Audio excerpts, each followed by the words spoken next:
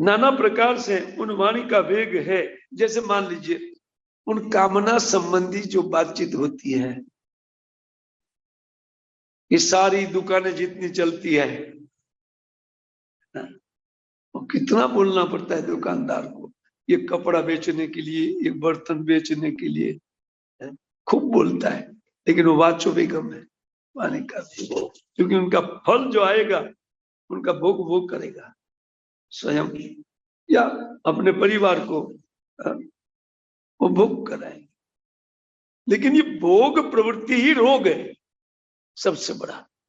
इसको समझने वाला व्यक्ति उन कृष्ण सेवा पर वचनों के अतिरिक्त कुछ नहीं बोलता। एक बार समझ गया सिद्धांत कि हमारी फसावट केवल उसी के कारण है, तो फिर पश्चाताप करेगा कि मैं अभी तक बोला वो बिल्कुल गलत बोला हूं, अभी से मेरी वाणी को सुधरना चाहिए। सुनिश्चित उन वाच्य वेग इस प्रकार पश्चाताप के साथ हरिनाम हमारे पास प्रभुपा जी ने दिया है, और वो हरिनाम है। और नाम के चरणों में भी प्रार्थना करते हुए कि मेरी वाणी का वेग आप खत्म कर सकते, क्योंकि मेरी वाणी पर आप उच्चारित होते हैं, है ना। आप नहीं करेंगे तो कौन करेंगे? नारद वेणु जीवनम शुद्धोन्मिनी निर्यास माधुरीपुर, कृष्ण नाम कामम स्फुरत में रसना रसेना, और नाम को प्रार्थना करनी चाहिए। अब तो नारद वीणा के जीवन है, मेरी जीवा के जीवन आप कब बनेंगे? क्योंकि मृत वाणी मैंने बहुत उच्चारित किया है, इन मृत वेग जो मुझे ही मारने वाला है, इस वेग में फंसा हुआ। आप हमारा जीवन बनिए, आप नारद वीणा के जीवन है, मेरी जीवा का जीवन बनिए। वो मृत वाचा उच्चारण कर रही थी, आप अमृतमय है, और रस पूर्वक रसना में रस पूर्वक आप जब विराजित होंगे ना, तो स्वाभाविक मेरा जीवा वेग आपके द्वारा समाप्त होगा, क्योंकि आप विशुद्ध उर्मियों को निर्माण करते हैं। मेरे हृदय तक वो उर्मियां इसलिए नहीं पहुंच रही है क्योंकि मेरा वाणी का वेग इतर है। हाँ, नाम जप करते हुए कोई व्यक्ति दुखी हो सकता है, लेकिन यहां हम लोग दुखी है नाम जप करते हुए। क्यों? क्योंकि वो नाम जप की जो विशुद्ध तरंगे हैं, वो तरंगे हमारे हृदय को स्पर्श नहीं करती, हमारा वाणी का वेग चाहता नहीं। सुंदर उपाय, नाम को प्रार्थना करके, नाम जप करके करने के लिए बैठना चाहिए कि प्रभु हमारी वाणी का वेग सबसे पहले कष्टकारक वेग है, उनको प्रशमित कीजिए। उपाय तो यही है, क्योंकि उसी जीवा पर नाम उच्चारित हो रहा है।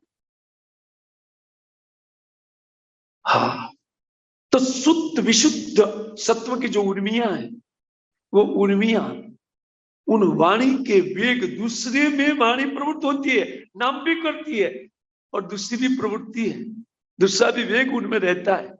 इसी के कारण वो उर्मियां हमारा चित्त पकड़ नहीं पाता है, विशुद्ध सत्व की उर्मियों को। बाकी वो तो उर्मियां निर्माण, तरंगे निर्माण करता है, वो तरंगे हमारे चित्त तक नहीं जाती। हाँ, इसी के कारण नाम को प्रार्थना करके बैठना चाहिए कि सबसे पहले हमारे इस वेग को समाप्त कीजिए, वाणी के वेग को समाप्त करे ये हरिनाम प्रभु। अब साक्षात कृष्ण है। देखिए ये श्लोक का पालन करना, नीचे की लाइन देखिए, सर्वामपि मां पृथ्वीं स शिष्या, वह व्यक्ति पूरे विश्व में शिष्य बना सकते, प्रभुपाद जैसे हम लोग नहीं है। उन्होंने तो ये सब वेग को बाद में बताया, पहले 4 नियम बताया मनुष्य करने के लिए हम लोग को, कम से कम मनुष्य हो जाए। क्योंकि पाश्विक वृत्ति जब तक रहती है तब तक नाम उच्चारण नहीं होगा, और वही पाश्विक वृत्ति व्यक्ति को नाम उच्चारण करने नहीं देती है। इसे नाम उच्चारण की योग्यता के लिए श्रील प्रभुपाद महाराज ने 4 नियम दिया है। ये वाचो वेगम, ये मूल प्रायश्चित है, इससे बाद में उनको दिया। ध्यान रहे, अगर पहले दिया होता तो एक भी शिष्य नहीं बना पाते थे, है ना। ये बहुत चतुर होते हैं ना,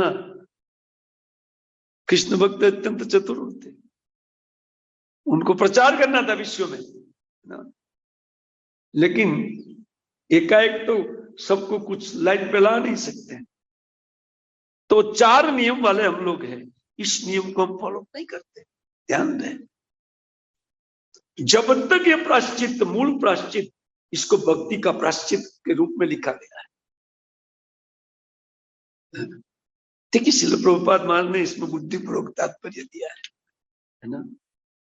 ये तात्पर्य को मैंने भक्ति सिद्धांत सरस्वती ठाकुर या भक्ति विनोद ठाकुर के तात्पर्य में नहीं पाठ किया, लेकिन यहीं पर देखिए इन्होंने प्रायश्चित के रूप में लिखा है।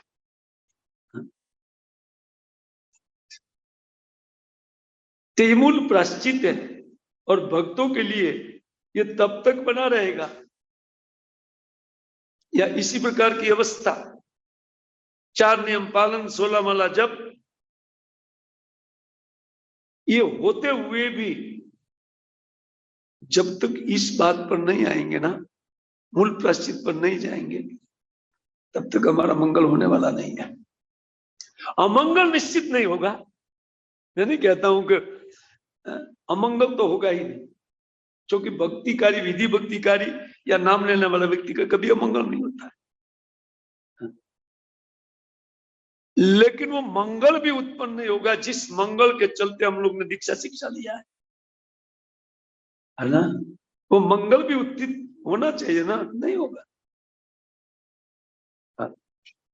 अतः इन वाचो वेगम, उनको प्रस्मित करने के लिए सिद्धांत सरस्वती ठाकुर कहते हैं कि इन वाक्य वेग को सहने का फल इसको समझना चाहिए जब हरि कथा हमारे मुख से निकलती है और हरि नाम ठीक से हम सुन सकते हैं।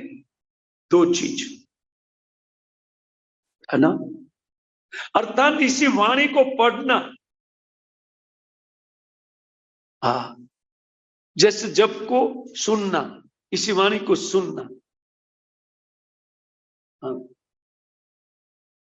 ठीक है, हम लोग सक्षम नहीं होते हुए भी प्रभुपाद जी ने श्रवण और कीर्तन रख दिया है साथ में, या शास्त्र में लिखा श्रवण कीर्तन, क्योंकि श्रवण कीर्तन करते करते हमारी क्षमता आ जाएगी इसमें, वाणी के वेग को हम इसी जीवन में रोक पाएंगे। और ये एक वेग रुक गया, भक्ति विनोद ठाकुर कहते सक्सेस, अगले जीवन में वो वेग नहीं आएगा।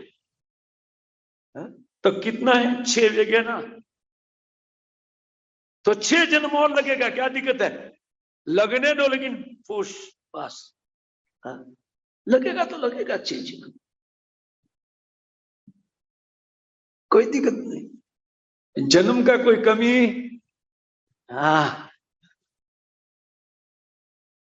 आगे जन्म का कमी नहीं, धैर्य पूर्वक व्यक्ति को भजन में लगना चाहिए और ठोस साधन में लगना चाहिए, एकदम परफेक्ट साधन। लल्लू पंजू नहीं चलेगा साधन, है ना। ये कह रहे लल्लू पंजू वाला काम नहीं चलेगा, ये श्लोक बोल रहा है, मैं नहीं बोल रहा हूं, है ना। ये वाणी के वेग को व्यक्ति को कंट्रोल करना चाहिए। वो कहते हैं कभी कभी लोग मौन व्रत धारण करते, लेकिन भंगिमा पूर्वक कुछ बातें बता देते, ये भी वेग ही है, ये मौन का वेग है, या यही वाणी का वेग है। मौन कितना भी